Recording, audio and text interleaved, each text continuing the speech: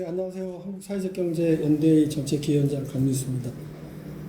오늘 제가 드리고 싶은 얘기 주제는 사회적 경제 위기 또는 위기의 사회적 경제. 사회적 경제가 왜 위기인가라고 하는 주제인데요. 이런 이제 과거하고 비교해 보면 우리가 굉장히 위기라는 걸 느낄 수 있습니다. 그러니까 어떤 측면에서 그러냐면 97년 또 2008년에 비교해서 2020년의 사회적 경제가 상당히 작아졌죠. 그리고 정책이 사회적 경제에 호명하지 않고 우리는 가만히 있는데 왜 갑자기 왜 우리가 위기에 빠졌을까? 그 이제 구조적인 이유들을 한번 들여다보고 그것으로부터 우리가 어떻게 탈출해 갈 수 있을까? 그래서 그것을 어떻게 재구성하고 어떤 사회적인 문제를 발신하는 게 이런 상황으로부터 이렇게 벗어날 수 있는 것인가에 대해서 한번 지혜를 나눠보는 그런 시간을 갖고 싶은데요. 97년을 한번 잘 생각해보면 97년은 국가가 부도 사태였습니다. 국가가 부도. 그래서 어떻게 했냐면 실업을 극복하고 사회적 경제가 이런 사회 양극화, 실업의 문제를 해결하는 중요한 수단으로 사회로 호명됐습니다. 그래서 아주 일종의 이런 위기를 극복해 나가는 하나의 중요한 사회적인 의제가 됐고 수단이 됐습니다. 그리고 2008년으로 넘어가서 보면 2008년 그 금융위기는 지금 이제 또 세월이 지나서 사람들이 많이 까먹은 것 같은데 그 미국에서 금융위기가 시작됐는데 우리가 얘기하는 그 서브프라임 모기지, 그러니까 말하자면 부실 채권을 파는 과정에서 부실을 갚지 못하는 일이 발생했죠. 그래서 미국의 은행들이 막 파산합니다. 그래서 미국 정부가 돈을 들여서 이제 그 부실 은행들을 이제 구하기 시작하고 경제를 구하기 시작해요. 몇 수십 조가 말하자면 미국 그 경제로부터 들어가는데 한 3년간, 그러니까 2008년부터 2011년간 3년간 그 과정을 수습하는 과정에서 벌어진 경악할 만한 사건들이 벌어지죠.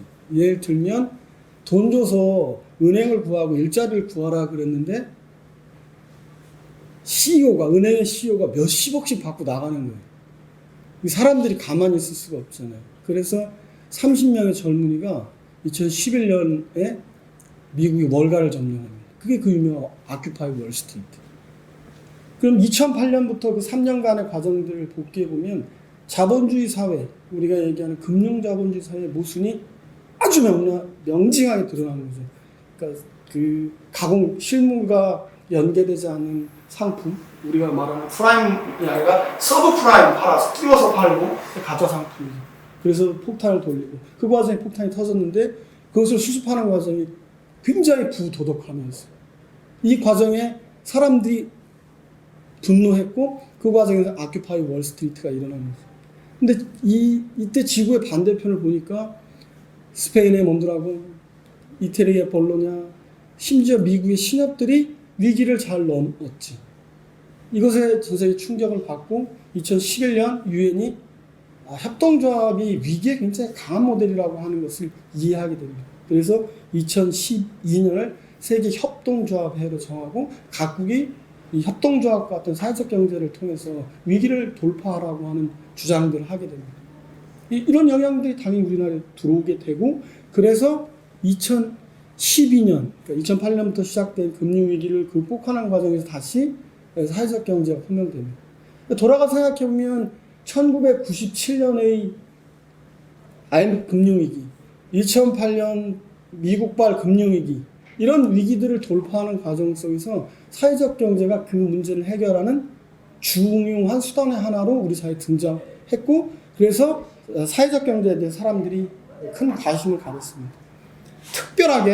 특별하게 정책적으로만 봐도 그 사회적 경제라고 하는 게 큰 힘을 갖는 건 결국 이런 신자유주의, 금융자본주의와 같이 국가의 본원적 기능을 민간에 위임하게 되는 순간 사회적 경제가 훨씬 더 큰 힘을 갖게 되죠. 그걸 그림으로 한번 보면 왜 우리가 현재 2020년에 정책으로 우리가 호명되지 않는가를 이 그림을 통해서 아주 잘 볼 수 있는데요.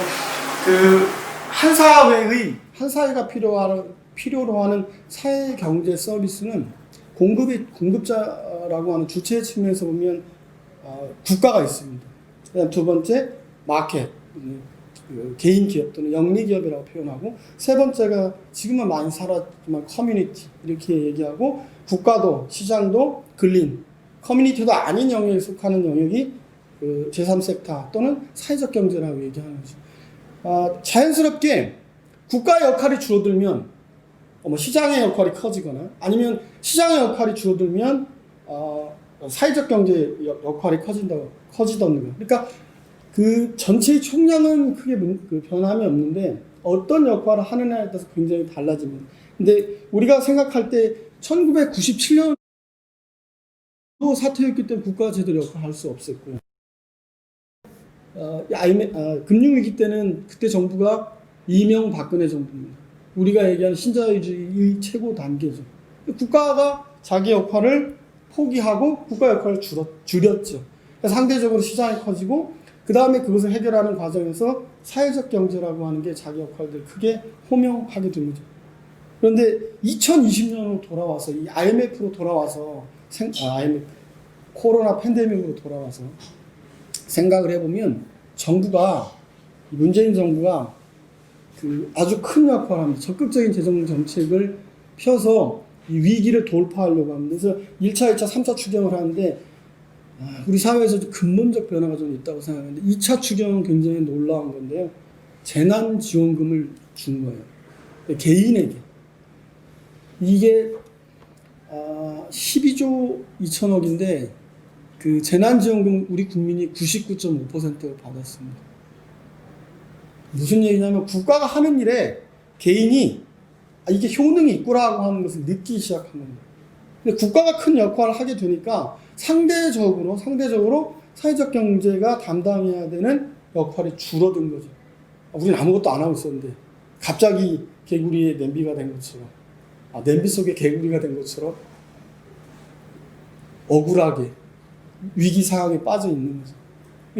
이런 위기 상황을 어떻게 돌파해 갈까 하는 게 오늘 저희가 이제 같이 나눠보고 싶은 주제인데, 계속해서 국가가 어떤 역할을 했냐. 1차, 2차, 3차 추경 말고 지금 하고 있는 게 K-뉴딜, 한국판 뉴딜 이렇게 얘기하면서 디지털 뉴딜, 그린 뉴딜. 제일 처음에 계속 언급하듯이 디지털 뉴딜만 언급하다가 조금 뭔가 부족한 듯해서 그 다음에 이제 그린 뉴딜 얘기하다가 슬쩍 휴먼 뉴딜까지 끼워 넣었습니다. 어쨌든 국가가 돈을 풀어서 시장에 개입하는 거죠. 그래서 뭔가 이제 일자리를 만들고, 그 다음에 사람에게, 우리 국민들에게, 시민들에게 소득을 보장하는 이런 적극적인 재정 정책을 펴고 있는 상황입니다. 이런 상황에 놓여 있는 사회적 경제가 그러면 어떻게 해야 되냐라고 하는 게 이제 고민이고, 그 과정에서 우리 사회적 경제 연대기가 제일 처음에 한 거는 고용을 조정하지 마라. 우리는 고용을 조정하지 않겠다. 사회적 경제는 2012년에 얘기했듯이 위기에 강한 모델이다. 그래서 되게 역사로 돌아보면 사회적 경제하고 그 자본주의 이 경제하고 사이클은 정반대는 1929년 미국 그 대공황 때 출연한 게 우리가 얘기하는 그 협동조합 중에 사우티스와 같은 협동조합들이 출연했고요. 그 다음에 1973년, 74년 오일 크라이시스 때 나온 게 이탈리아에서 사회적 협동조합. 이런 식으로 위기 시에 구원투수처럼 늘 등판해서 자기 역할들을 해왔던 거죠. 97년, 2008년 마찬가지고. 2020년에 그럼 우리는 어떻게 할 거냐? 이런 그 사회적 경제의 역사적 전통에 따라서 위기 시에 우리 스스로가 강력한 사회경제 조직임을 증명하는 방식으로 고용주의로 선언을 하고 함께 살자, 이런 주장을 했습니다.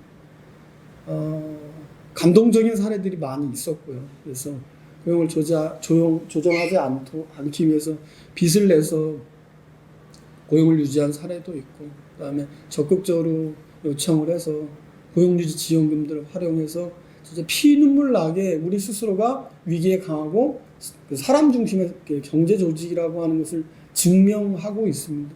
이런 눈물겨운 증명들이 더 많이 이렇게 알려져서 사람들이 사회적 경제 그 자체가 어떤 위기 시에 국가로부터 호명되는 하나의 도구가 아니라 그것 자체가 하나의 대안적 사회를 만들어 나가는 하나의 그 모델이라고 하는 걸 좀 저는 이해했으면 좋겠어요.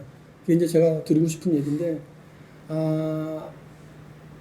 뒤에 이제 그런 얘기 드리고 싶은데 그냥 꺼내서 드리고 싶은 건, 기본소득 같은 것도 저는 생각해보면 크게 놓고 보면 더 이상 불가능하다. 그러니까 이제 기본소득을 통해서 사람들이 뭔가를 해봐라 이런 건데, 전 반대하진 않는데, 사람이라는 게 누구에게 주어지는 100만 원보다는 나 스스로가 일자리를 만들고 유지해 나가서 버는 100만 원, 이건 저 훨씬 더 좋다고 생각합니다.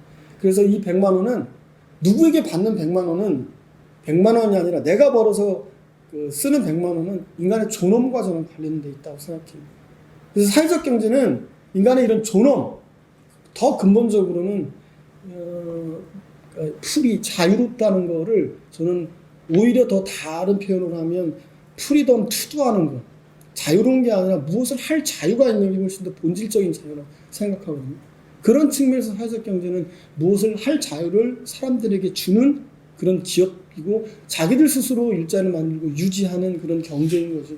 그런 의미에서 저는 사회적 경제가 대안적 경제라고 생각하고, 그런 경제를 우리가 만들고 지켜나가야 되는 게 아니냐. 근데 이제 불행하게도 2020년이 호명되지 않고 있는 거죠. 그걸 어떻게 극복할 거냐가 우리 사회적 경제 조직 전체에게 이제 주어져 있는 과제인데, 어쨌든 지난 한 3, 4, 5, 6 이 사이에 저희가 했던 게 고용 조정을 하지 않겠다. 그래서 스스로 우리를 증명해 왔고, 어렵게 위기의 강을 손 맞잡고 건너고 있습니다.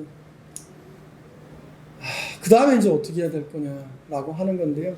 제가 생각하는 거는 크게 세 가지입니다. 첫 번째는 변수가 아니라 상수입니다. 97년, 2008년과는 다르게 지금 정부는 큰 정부입니다. 이거는 우리만 그런 게 아니라 전 세계적으로도 그렇고요. 그 다음에 조금 더 다행스러운 게 98년에는 이제 국가부도 상황이었는데, 지금은 이제 그런 상황은 아니어서 일정한 이제 재정 여력이 있기 때문에 그 재정 여력을 가지고 이제 재정 정책을 하잖아요. 그래서 큰 정부 하에서 여러 가지 이제 정책들이 나오고 있는데, 그 중에 많이 요구되는 전국민 고용보험, 우리 사회적 경제는 적극적으로 노동과 연대해서 해야 될 문제라고 생각하는데, 통계를 보니까 고용보험으로부터 고용보험의 사각지대에 존재하는 노동자가 51% 정도 됩니다. 단시간 노동하고 그다음에 요즘 많이 얘기하는 플랫폼 노동 같은 것들, 특히 또 협동조합 쪽에서 그런 노동들이 많이 있잖아요. 그래서 이런 측면에서 저는 전국민 고용보험과 직접적으로 조금 주장하고 노동과 함께 연대해 나가는 게 중요하다 생각하고, 두 번째는 기본소득조차 내가 무엇을 할 자유를 얻기 위한 하나의 소재로서 기본소득 굉장히 좋다고 생각합니다. 특히 저 기본소득을 상상할 때 이런 생각이 들었어요. 나한테 한 100만 원씩 주어지면 그 돈 가지고 내가 해보고 싶은 일을 좀 할 수 있겠다. 연구도 하고 글 쓰고, 그러면 글 쓰고 연구하는 사람들이 모여서 협동조합 같은 것도 만들고, 그러면서 또 다른 형태의 사회적인 실천과 사회의 변화를 지켜나가는 그런 상상들을 할 수 있는 중요한 어떤 수단이 될 수 있을 것 같아요.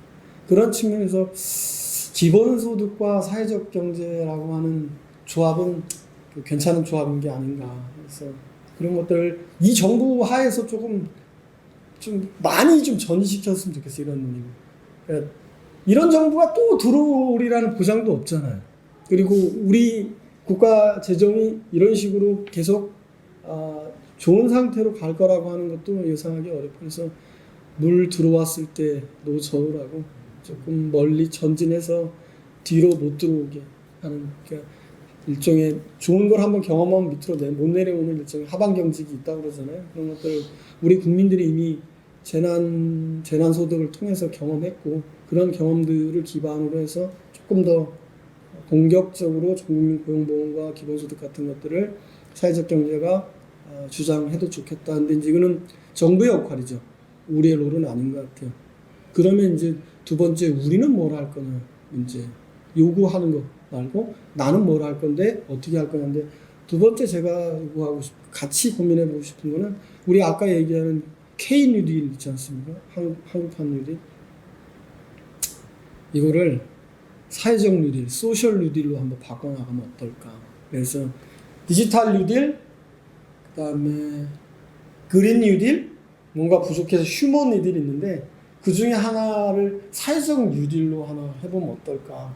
이 주장은 사회적 경제 그 자체가 가지고 있는 고유한 어떤 정체성, 충분히 그럴만한 구상이라고 생각하고 이런 구상을 우리가 발신한다고 할 때 그 사회적인 파급력이 크지 않잖아요. 그럼 이런 임팩트를 더 크게 하려고 하면 다양한 사회와 함께 연대하는 전략들이 필요한 거죠. 네, 그렇게 해서 한국의 뉴딜을 사회적인 뉴딜을 발전시켜 나아가면서 패러다임을 시프팅해 왔으면 좋겠는데 이럴 때 그러면 우리가 K 뉴딜을 사회적인 뉴딜로 바꿀 때의 구체적인 그런 과제가 뭐냐? 사실은 고민입니다. 정책하는 사람으로서 정책이라는 게 여러 가지 중에 그 합리적인 최적을 발견해서 그것을 조합하는 건데 저는 단일한 무엇 하나로만 그 주장되고 구성되기 굉장히 어렵다고 생각해요. 그래서 우리 주체의 상황과 그 다음에 그 정부가 주장하고 있는 것 속에서 우리가 뭔가 그 주장들을 구성해 봐야 되는데 저는 제가 꼭 하고 싶은 거는 일종의 범의 경제를 실현하는 것. 우리로 말하면 연대와 협력의 경험을 통해서 지역사회 서비스 같은 것들, 돌봄 서비스 같은 것들 사회적 경제 조직들이 종래에도 해왔고 굉장히 강한 영역이니까 이런 영역들에서 우리가 요즘 얘기하는 집합적 컬렉티브한 임팩트를 만들어 나가는 일을 한다거나 아니면 플랫폼 협동조합 같은 경우 플랫폼이 굉장히 문제인데요. 플랫폼 협동조합 같은 경우는 사회적인 지지 없이는 만들어지기 어렵습니다. 그래서 이런 구체적인 어떤 사회 전체와 연대할 수 있는 사업적인 구상들을 가지고 의제의 연대가 아니라 비즈니스의 연대로 발전시켜 나가도록 하고 그 비즈니스 연대를 촉진하는 과정에 K-뉴딜이 적극적으로 도구화될 수 있도록 거꾸로 그들이 우리를 도구로 호명하는 게 아니라 사회적 경제가 K-뉴딜을 도구로 활용하는 측면이 훨씬 더 중요하겠다. 우리가 만약 이런 상상들을 하지 않으면 그 돈은 상상하듯이 대기업, 자본 이런 쪽으로 빨려갈 거잖아요. 그러니까 우리가 더 많이 주장하는 게 중요하겠다. 그리고 더 많이 구체적인 상상하는 게 중요하겠다 판단하고 마지막으로 그 사회적 경제가 한번 발실해 봤으면 좋겠다는 의제는 저는 누구의 기대에서 살고 싶지 않습니다. 우리 스스로가 우리 삶의 주인으로 사는 거 이게 되게 중요하다고 생각하고 미래에 이런 위기는 다시 올 거라고 하는 게 제가 가진 생각이고 그런 미래의 위기에 체계적으로 대응하는 필요가 있다. 그 중에 하나가 저는 공제라고 생각합니다. 아까 얘기한 공적 부조는 나라가 우리를 도와주는 거잖아요. 공제는 상호부조예요. 우리가 우리를 돕는 거거든요. 그러니까 우리가 우리를 돕겠다고. 그러면 이렇게 할 수 있도록 K-뉴딜 아니면 정부, 국가 아니면 사회가 그런 우리의 구상을 지지하라는 거죠. 그들이 실업자로 나가면 사회적 비용이 되니까. 그래서 우리가 그런 것들을 한번 구상해 봤으면 좋겠다고 생각이 들고 그 다음에 이제 공제는 그런 미래의 자그마한 위험에 체계적으로 대비한다는 측면에서 중요하지만 규모가 굉장히 클 수는 없죠. 그거를 이제 더 크게 하는 게 저는 사회연대 기금인데 아까 노동 쪽에서도 다행히 그런 주장을 하고 있고 우리도 그런 주장을 구성할 수 있다고 생각해요. 83년에 그 퀘벡의 사회적 경제가 사회연대 기금을 조성한 사례도 그렇기 때문에 그런 파이낸스, 그러니까 금융 기능을 갖는 사회연대 기금 적극 조성한 일들을 통해서 이런 위기를 돌파해 갔으면 좋겠습니다. 생각지도 못했던 코로나 사태 그리고 코로나 팬데믹 때문에 이게 길어지고 있고 그 과정에서 어느 날 우리가 냄비 속에 개구리가 된 것 같은 느낌이 좀 들었어요. 상황을 인지하고 이것도 탈출하는 게 필요한데 이 탈출할 때의 메시지는 지금 말씀드린 기본적으로 뭔가를 할 수 있는 자유, 나 스스로 우리 스스로 일자를 만들고 유지하겠다는 이런 기획을 사회적으로 발신하고 그 사회적 기획이 저는 기본소득만큼 중요하다고 생각합니다. 그런 만한 가치가 있다고 생각하고 그 기획을 우리 사회가 지지하고 연대할 수 있도록 우리가 어떻게 함께 연대 전략을 가져갈 것인지 우리 사회적 경제 주체들이 현장에서 조금 깊이 있게 고민을 해보는 그런 시간이었으면 하는 바람으로 말씀드렸습니다. 감사합니다.